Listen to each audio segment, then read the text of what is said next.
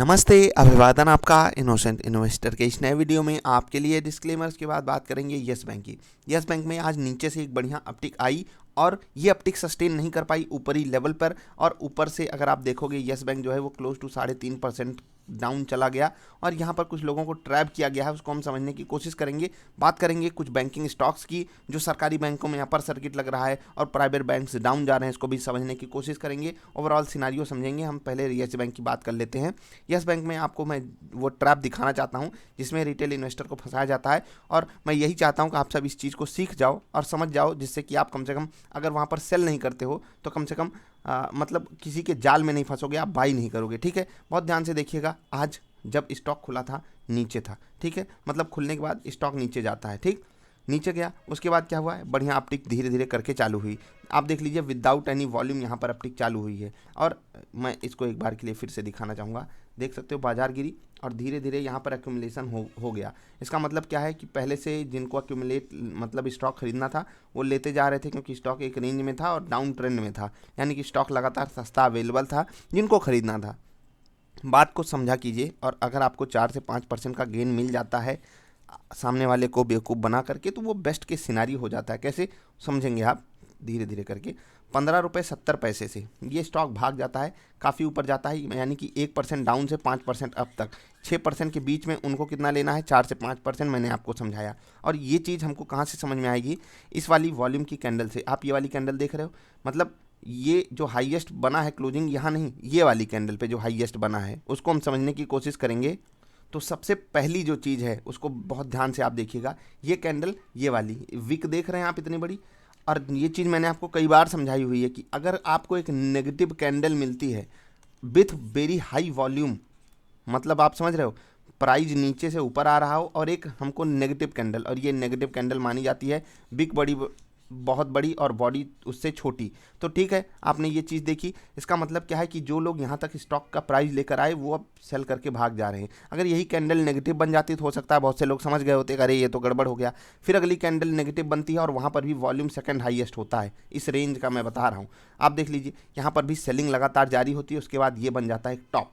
ठीक है, टॉप बन गया, उसके बाद रिटेल इन्वेस्टर फंस चुका है। स्टॉक ऊपर से 3% नीचे, 3.5% नीचे ट्रेड करते हुए क्लोजिंग दिया है 16 रुपये 15 पैसे के आसपास। क्या यहाँ पर सच में एक ट्रैप बन चुका है, उसको हम समझने की कोशिश करेंगे कि स्टॉक और देखेंगे। साउथ इंडियन बैंक देखिए, सरकारी नहीं, ये भी एक प्राइवेट बैंक है। ठीक, ध्यान दीजिएगा, यहाँ पर पिछले 2 दिन से वॉल्यूम लगातार बढ़ा हुआ है और बड़े वॉल्यूम के साथ प्राइस ऊपर जा रहा है। अब आप एक चीज़ सोचिए कि ना यहाँ पर कोई अच्छी न्यूज़ आई है, ना इनका रिजल्ट बहुत अच्छा आया है, ना यस बैंक के लिए कोई अच्छी न्यूज़ आई है, और ना ही यस बैंक का रिजल्ट ऐसा कुछ धमाकेदार आया था कि हमको एक बढ़िया अपटिक यहाँ पर देखने को मिल जाती। बहुत से लोग कह रहे थे कि ऊपर जाएगा ऊपर जाएगा, मैंने आपको साफ साफ बोला था कि ऊपर नहीं जाएगा, स्टॉक गिरेगा, और आप देख लीजिए कितना भयंकर स्टॉक में गिरावट आई थी। अभी देखिए स्टेट बैंक ऑफ इंडिया बढ़िया चल रहा है, ऊपर ऊपर लेवल पर ट्रेड कर रहा है। अब कुछ सरकारी बैंकों की हम बात करेंगे, उससे पहले आपको बता दें कि एक होता है ना कि एक नैरेटिव जनरेट किया जाता है हमारे आपके साथ, हमारे आपके खिलाफ, कि भाई साहब यहाँ पर अब मोमेंटम आएगा, यहाँ पर आ चुका है, वहाँ पर आ चुका है, तो वहाँ पर हम आकर ट्रैप हो जाते हैं। तो इसीलिए मैं आपसे एक चीज़ कहूँगा आगे बढ़ने से पहले कि स्टॉप लॉसेस को जब तक आप मेंटेन करना नहीं सीखोगे, अपने रिस्क रिवार्ड रेशियो को नहीं समझोगे, तब तक आप अर्निंग नहीं कर सकते हो। तो ऊपर से जब लेवल नीचे आ गया, अब यहाँ पर आपके लिए बाइंग लेवल है। अगर आप ऊपर बाई करके फंसे हो 3% नीचे, मान लेता हूँ कि कल यही स्टॉक 2-3% नीचे जाता है, तो आपका लॉस जो है वो 6% होगा। लेकिन अगर आपने नहीं लिया, आप ट्रैप समझ गए, तो हो सकता है आप जब कल स्टॉक 2-3% नीचे गिरे वहाँ पर बाई करो। तो कोई 6% ऊपर खरीदा है, कोई यहाँ पर बाई कर रहा है, तो सोच लीजिए कौन बेस्ट के सिचुएशन में ज़्यादा प्रॉफिट कमाने का हकदार है और कौन कमा भी पाएगा। आपने देख लिया, तो यही चीज़ हमेशा आपके साथ होगी। कुछ यहाँ पर खास था नहीं, मैंने वो ट्रैप आपको दिखाया। यस बैंक में अभी क्या करना है, वो चीज़ों को मैंने पहले भी डिस्कशन में आपको बताया हुआ है कि भाई साहब जब तक हमारे सामने क्लैरिटी नहीं आएगी, ये पैसा किस माध्यम से उठाएंगे, बता तो दिए इधर करेंगे उधर करेंगे, लेकिन स्टॉक जब इतना पैसा उठाना चाह रहा है तो कुछ चीज़ों को हैंडल करना चाहता है, बिजनेस को ग्रो करना, इनका एम बहुत पॉजिटिव वे में चल रहा है, वो अच्छी चीज़ है। लेकिन जिस हिसाब से एनपीए बढ़ेंगे उसको टैकल करना बहुत बड़ी चीज़ होगी, बहुत बड़ा हेडेक होगा। उसके लिए भी येस बैंक तैयारी बना रहा है और इसीलिए 10,000 करोड़ की फंड रेजिंग कर रहा है।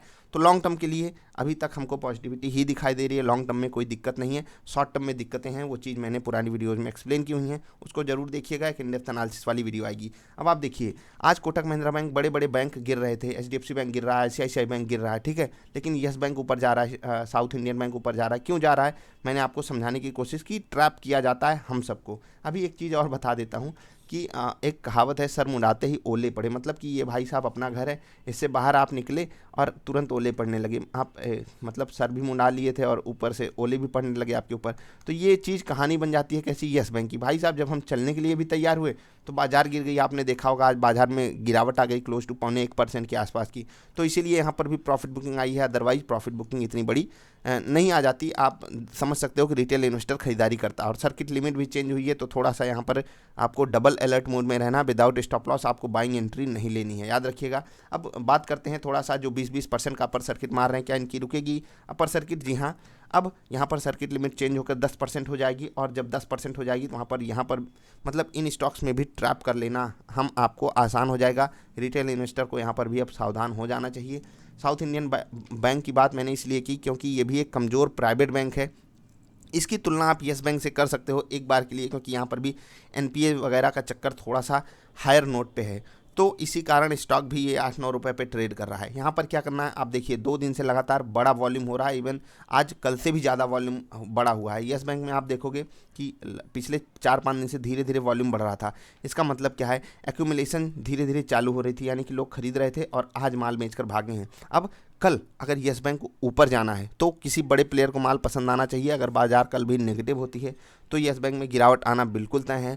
अगर बाजार फ्लैट भी रहती है तो भी येस बैंक जो है वो ऊपर नहीं जा पाएगा, क्योंकि बड़ा प्लेयर अभी रिसेंटली ही माल बेचा हुआ है, ये यहीं इसी कैंडल पे माल बेचा हुआ है। तो आपको ये चीज़ें मैंने समझा दी, आई होप आपको बातें समझ में आई होंगी। तो थोड़ा सा अब आप अपना डिसीजन लेना सीखिए, इस बाज़ार के माहौल को समझना सीखिए।